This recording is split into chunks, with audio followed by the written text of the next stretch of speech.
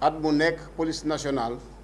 bu gàmmu amee dafay déployer un dispositif pour sécuriser gàmmu gi donc ci ndigalu xalif général des Tidianes Tivaouane dinañ fi célébrer gàmmu bi édition 2023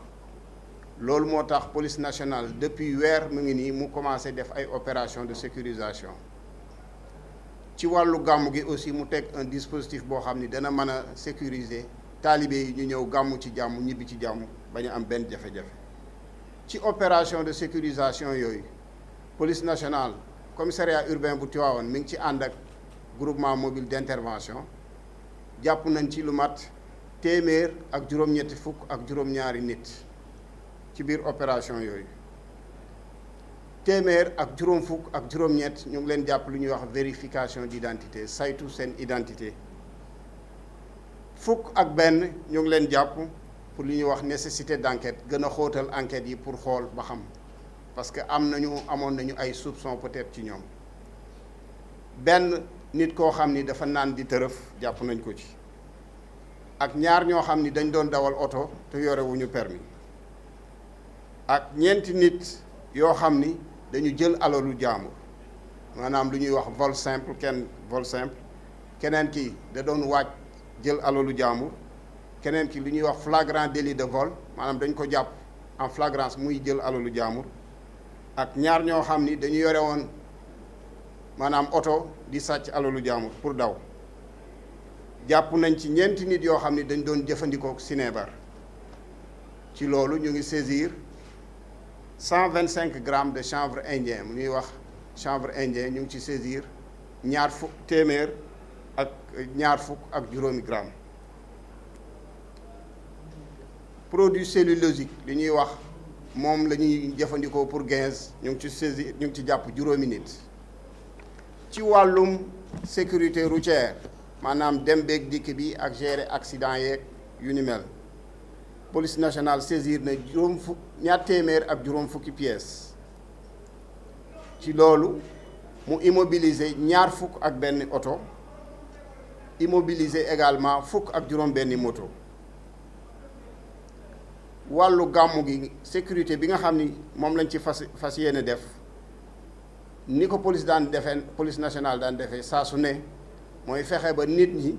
seen alal ñoŋ fexe ba nit ñi aussi bañ a am benn jafe-jafe ci seen yaram sécuriser seen yaram mais également fexe ba dem beeg dikk bi gën a yëwan beneen bi également mooy fépp fu nga xam nit ñi dañ fay tase maanaam jàkka yeeg jumaa yeeg kër sëriñ si ak marché yeeg gaar yeeg yëpp ñu def fa sécurité bu doy donc loolu moo tax police nationale pour cette année 2023 indi ñetti junni fonctionnaires de police ci loolu nag boo koy xayma par rapport ak li ñu tegoon l'année dernière moo xam ni ci ñaari junni ak juróomi téeméer rek lu teg la tolloon année 2023 bi am na yokkute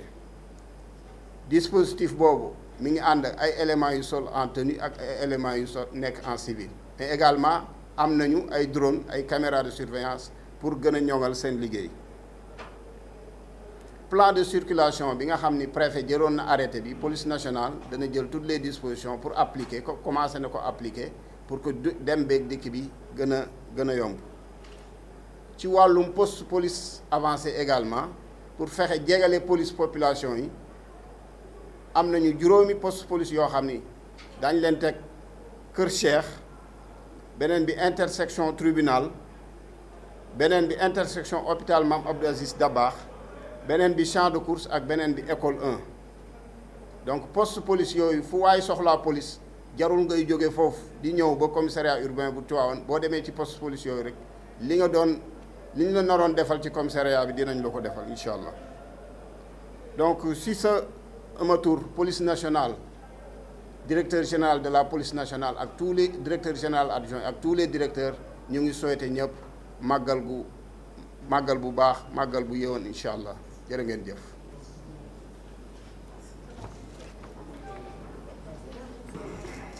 C'est bon.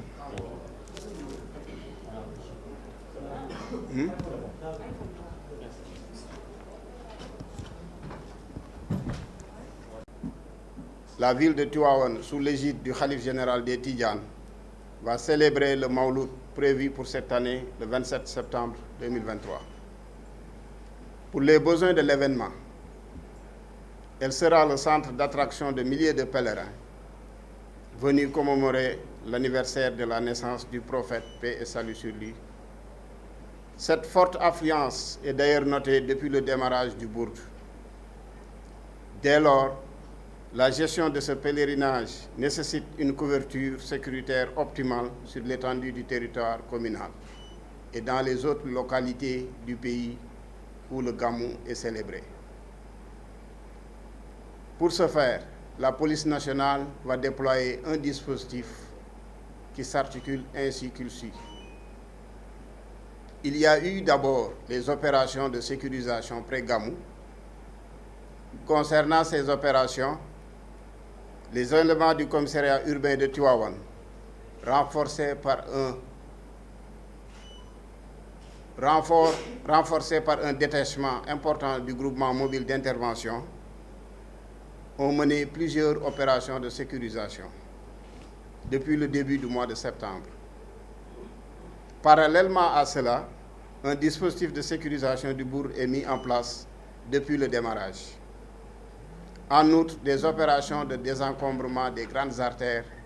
et voies de circulation de la ville ont été effectuées en relation avec la municipalité. Les opérations de sécurisation ont donné les résultats ci-après. Au total, 187 individus ont été interpellés pour diverses infractions.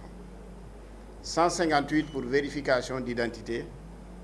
11 pour nécessité d'enquête, 1 pour ivresse publique et manifeste, 2 pour conduite sans permis de conduire, 1 pour vol, 1 pour tentative de vol, 2 pour flagrant délit de vol,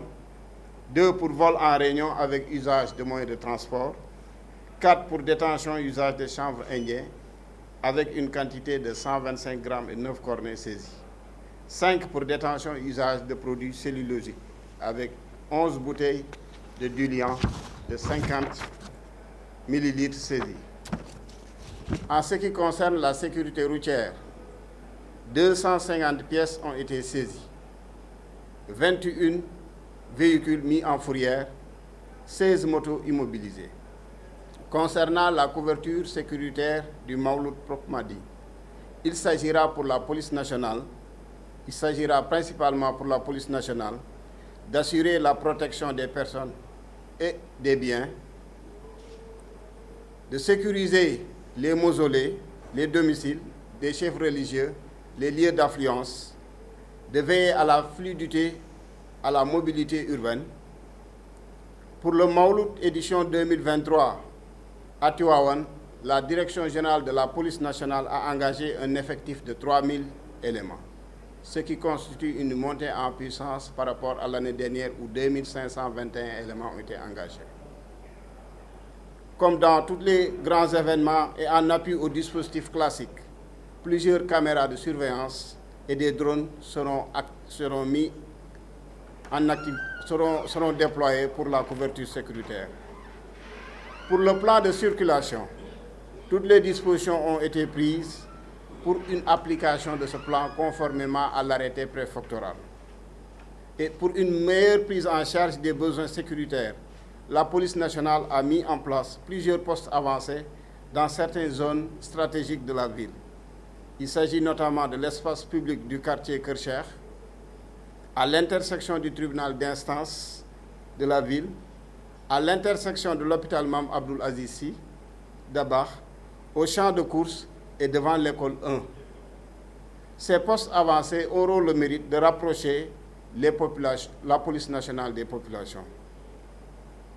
et réduire ainsi les délais d'intervention. C'est pourquoi nous appelons toutes les populations à plus de coopération et au signalement de tout fait susceptible d'intéresser la police nationale. Par ma voix, la police nationale vous souhaite un très bon Gamou. Merci, chers collègues.